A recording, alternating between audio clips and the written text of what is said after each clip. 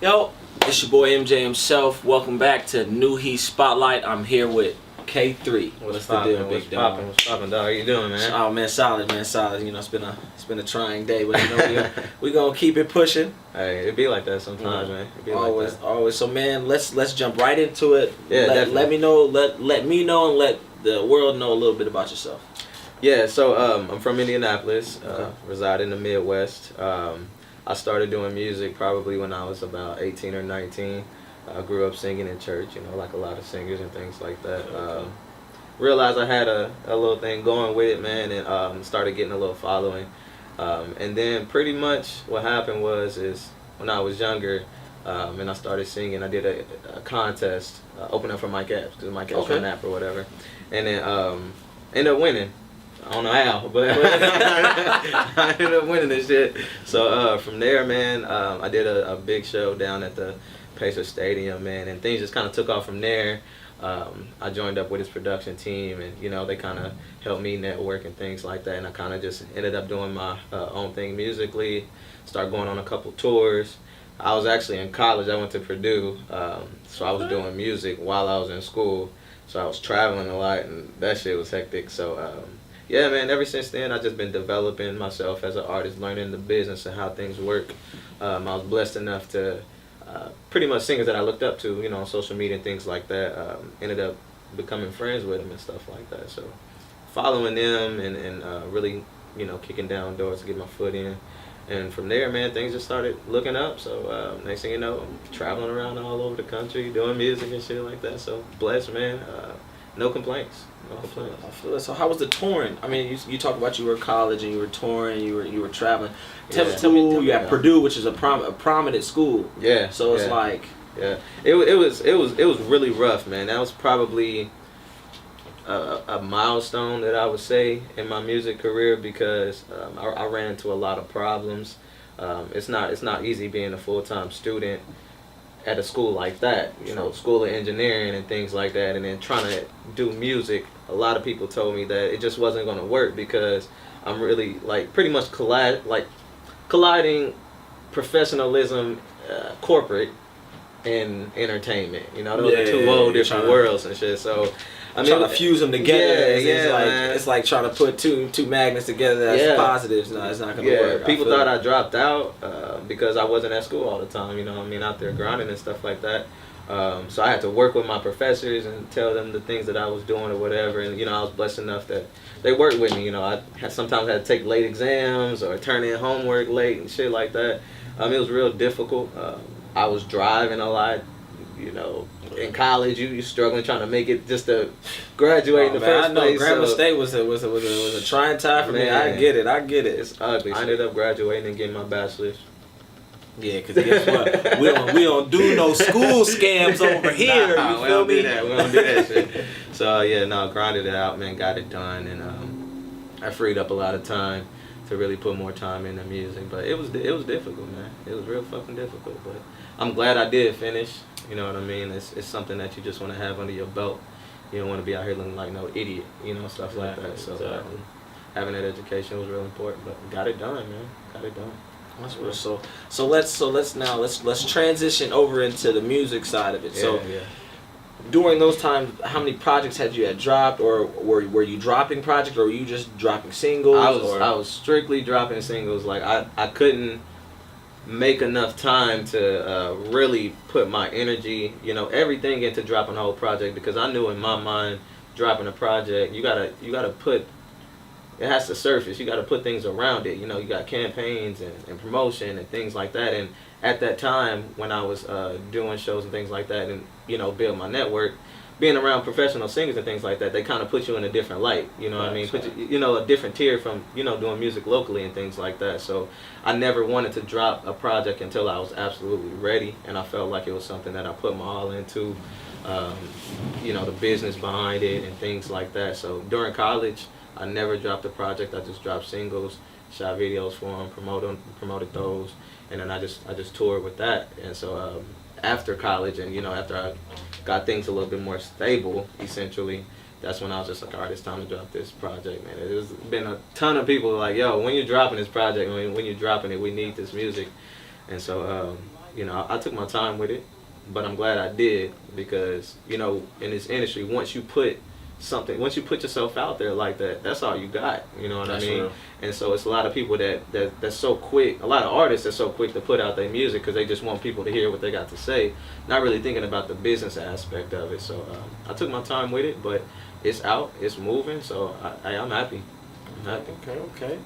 So. Got some good answers over here. I feel like you media trained real well, man. I've had no media training ever, bro. I've never had no media training. Yeah. Okay, so let's talk about the album, Kriss. Yeah.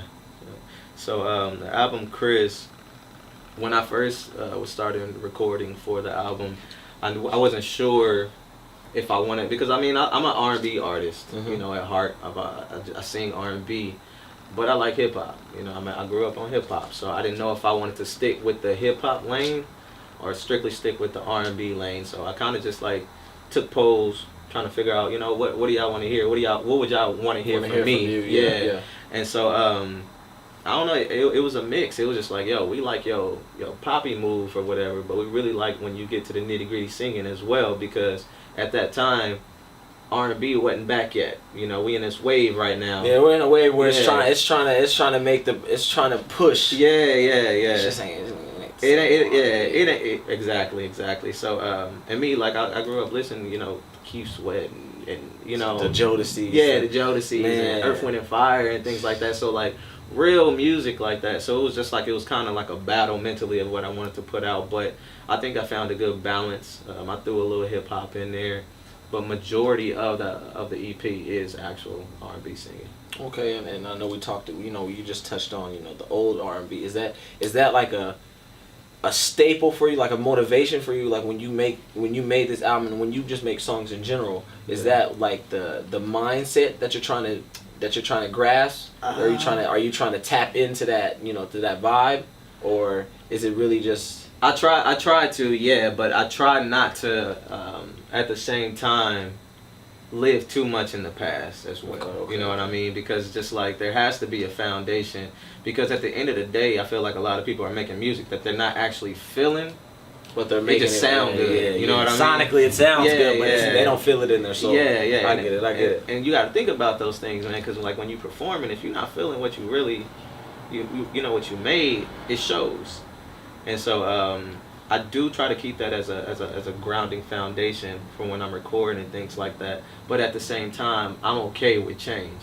You know what I mean? So I'm okay with throwing a little bit of right now into it as well. So that's real, yeah. You always need to tap in with what's going on in the present, because the present is really what's going to shape the future, and then the kids, and it's really in my head, I got the 22 and below to about like 13 really running music. They're really pushing that forward. Yeah. And now we can't tell no 12, 13-year-old about, you know, love. Yeah. Because they're not really tapping in. I mean, they're going to love it, but it's just like, it's not like back when I was 13 and I'm listening to, you know, these are the signs I'm listening. It's a different vibe. You don't understand that, yeah. So I feel you on that, man. And those are the things you got to think about, man, because even when I'm recording real R&B, I gotta think, like, you know, right now the young wave, you know, they don't really understand that, you know what I mean? They don't.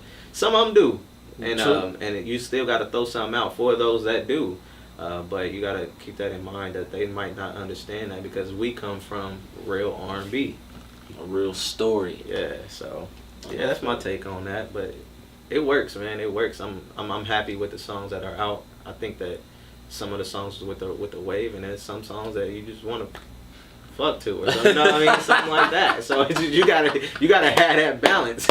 So I think I did a good job with that, man. Yeah. Okay, so on this album, are there any features? No features. No features. All you. All me. So since that is all you, what is your favorite track that you did on the album? Man, the stripper joint is mine. I'm just going. You know, a lot of people fuck with that song, man. I was slapping it on the way here. A lot of people rock with that song. And it's crazy because when I recorded that song, I was working with a producer back in Indianapolis named Christopher Kelly. And we were just in the studio. I wrote that song. I was just in my car. That's a lot of times I write my songs like that, just sitting in my car at 2, 3 o'clock in the morning, vibing out. You know man, what I mean? The car, man, sitting in the car is underrated. You need to sit in the car at least. Man, when you get home, I bet you just sit, man. Everybody that's listening right now, look, go home. Sit in your goddamn car. And just sit there. Sit in the car, bro. Like, I'm telling you, you will make bangers in the middle of the night. And so I just wrote that song before I even heard the instrumental.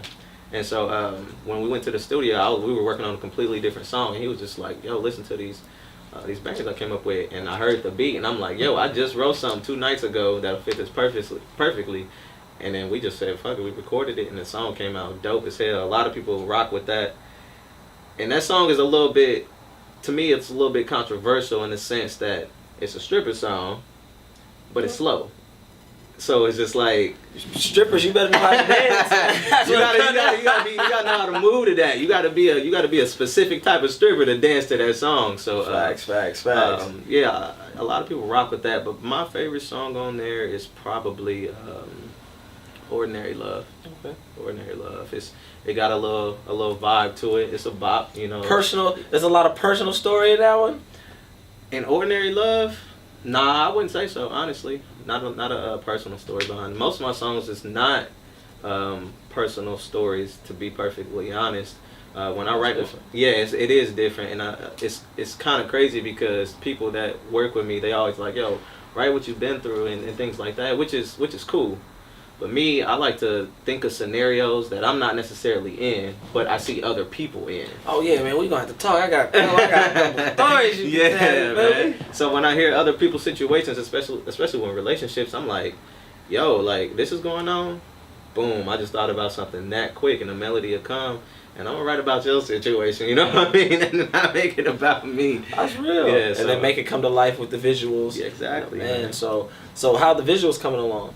Right now we're working on a visual for the new song, the single 100 Bands. We really want to put a lot into that video, man. So I'm taking my time with that as well. Definitely want to move the single, online and things like that, get numbers going before we drop a visual. And a lot of times, people are just like, yo, where the video?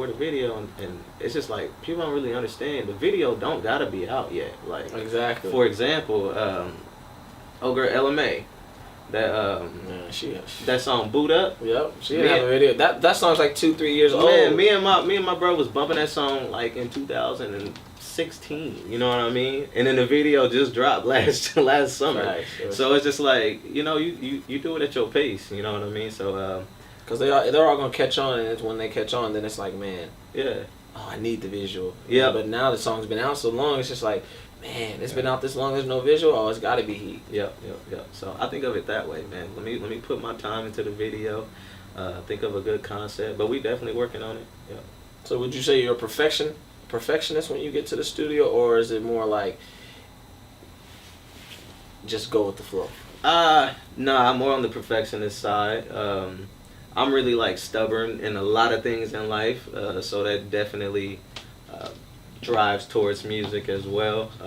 I like things the way that it works out in my mind. I know things don't always work out as planned, but I want it to be damn near as close as possible. You know what I'm saying? So I am pretty nitpicky with that. Whether it's videographers or the makeup artists, or you know what I mean, wardrobe, whatever the situation may be. I want it to be right. The wardrobe, the stylist, the makeup artist. Okay, man. So you got a fruit platter too? It gotta be right. Oh man, it gotta be right. So tell me what the studio situation is when you walk in. What do you have to have in the studio? Me, the only thing that I do before I record, I don't need anything in the studio, whatever. I do like it dark because I like to vibe out and be in my own head. But me, my main thing is I gotta run before I record. Like, that's my biggest thing. You gotta run. Yeah, but I run before I record because for me it opens up my vocal passage and breathe. People don't understand, like when you get on that mic, it picks up every fucking thing. You know what I mean? Yeah, it picks up all that, man. So you gotta have your breathing right. So that's literally my only thing before I record is I need to go run. Just let me go out and run. I'm gonna run a couple blocks, get my breathing right, and then I'm good, man. I don't like a lot of people in the studio. Me the producer, and maybe one other person. I don't do all that cluster recording and everybody doing. Nah, man. Nope. And that's probably why I record by myself all the time. A few songs on that EP I produced myself. Okay. Or I engineered myself. Let me correct myself. My cousin did a lot of the beats on there, but as far as engineering, I engineer them by myself. I got to be in my own zone. Okay. So you really a jack of all trades when it came to this album. You really put your carbon print is all over this album. Yep, the cover art for the album, I did it. Yep, the songs I engineered, I wrote them. I wrote everything on there actually. I didn't even co-write on that album. So yeah, and that's why I take my time, because I gotta do it all right, man. So you just dabbled in, you songwrite. You didn't have a co-writer for this. Mm-hmm. Have you co-written for anybody else, or gone into other studio sessions and helped people write songs or write hooks, or how does that go for you? I know a lot of people hit me up for hooks. I usually just record them on my own, but as far as working with other people, the only thing that I do, I don't really like writing on other people's songs right now. Because if I'm going to write on your song, the paperwork got to be right. You know what I mean? So if we're not going to do that, then I'm going to let you do your thing. What I will do, though, is I've been in studio sessions with a number of artists and I'll vocal coach. Because a lot of times singers don't understand the concept of harmonies and how you sing them, enunciating with those harmonies to make it sound smooth, crisp. You know what I mean? So I've definitely been in a lot of studios and just help people record. But I kind of stay away from the writing right now. Now, when my album does a little bit more than than what I'm wanting it to do, then I can start going into publishing and things like that. But I definitely want to ride into that too. You got it all. check. Yeah. I feel it. You got to be on top of your business, especially in this industry, because everybody's willing to, and it's not. And it sucks that you have to say, well, it's true that everybody's willing to take advantage of it. Willing. It's not. It's like it's like their second nature. It's like, oh, hey, how can I take care of you? Yeah. How can I take care of you? But is it really take care of you when they're pocketing the majority of the profit and you're out here running around no gas? Yeah. That's how it be, man. You gotta look out for yourself. Definitely. So, has there been a time where you had to step away from a situation because it wasn't favorable for you? Yeah. I've actually been offered a 360 deal. I won't say with what label because I don't want to fuck them up. I feel it. But I've been offered a deal, and a lot of people don't know that I had to turn it down. I don't tell people because they like, yo, why you turn that down? Like, you trying to get your foot in the door and things like that. And I'm like, yo. Was it $1 million? Nah. Okay, then we ain't signed. It wasn't even in advance at all. So it was just like, it was for sure just trying to use you. Man, and I was just like, yo, it's too many artists that are getting shelved out here. You know what I mean? And I just don't want to get tied up. I don't want to get tied up like paperwork. That. Yeah, you can't put nothing out. Especially if I don't have my team together. I need people that, you know what I mean, that kind of, because I can't do everything. You know what I'm saying? Like, I'm writing songs, I'm engineering them, I'm putting shoots together and shit like that. Yeah. I'm trying to stay away from the business side as much as I can so I can keep my creative juices going, you know what I mean? Because when you get as an artist, and if you're trying to do the business, it takes away from creativity. So, yeah, man, I'm staying in that lane. Fuck all that other noise. I feel it. So what's coming up next? So you got the album's out. Yeah. All platforms. Yes, sir. You got videos coming out. There's already videos out. You got videos coming out. Yep. For 100 Bands coming next. Yep. That's the move. What's after that? We got tours. We got what shows you got coming up next. We're booking right now. Trying to see the best route to take when it comes to shows, because I took a long break from performing. I used to perform in the Midwest all the time, but I took a long break because I really wanted to get the EP together and things like that, and as well as building a team and whatnot. So I have a lot of people that mentor me that's in the industry right now, and I'm extremely thankful for them. So getting back in the shows and things like that, it's a process. But I've already started performing again. I just performed here at Simple Bar in LA, and we're trying to figure out if we want to perform more over here or down in the Atlanta area and things like that. So we booking shows. It'll be posted, you know, on my social media when more shows come up. But right now we really want to focus on the internet wave, promoting it. But I mean, the shows is coming for sure. Cool. Yeah. So let the people know how to get a hold of you. Where are we streaming? Tell me, you know, send them everything. Yeah, man. So social media, official _ K3, pretty much on everything. You can find me on there. My album is on SoundCloud. It's on all streaming platforms. So that's your iTunes, your Apple Music, your Tidal, your Spotify, your Jamsters, Clamsters, Websters, anything that you can think of that's streaming music, it's on that mug. So you can find me on there. And then we're probably going to put up another website. I used to have a website. I took it down. So probably going to put another one up here soon. So yeah, find me on there. Tag me. Shout out. I respond to people, man.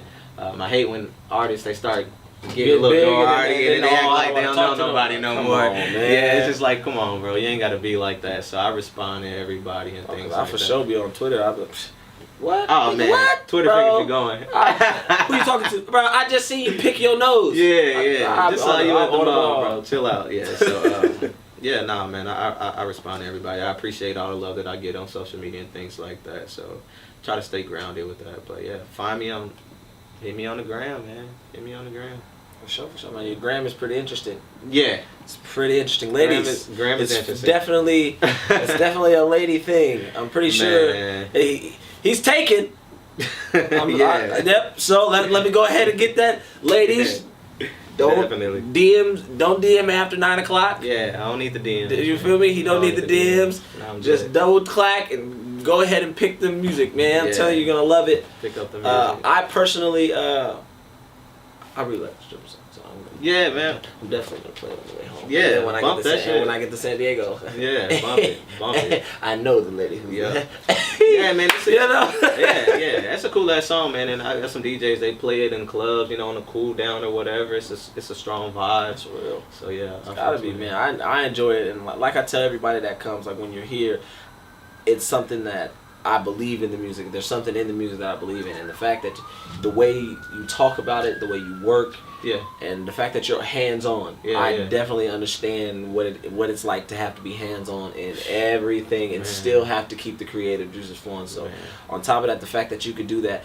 and I used to be able to sing, I can't sing no more. So now I just take when oh, you can sing? Oh, hey, bro, look, I need you to, put this on recorded, and then I'm going to send it off to the girl so she can, oh, my gosh, you sung this? Yeah. No, I had somebody, do it for me, you feel me? He's just trying to save me. Hey, man, I done done that a couple of times. When people didn't have, hey, I'm taking this girl on a date, you think you can come sing at this restaurant? Yeah. I done did that plenty of times. Ching. Yes, sir. I feel it. Get that cash, man. Get that cash. Get this money.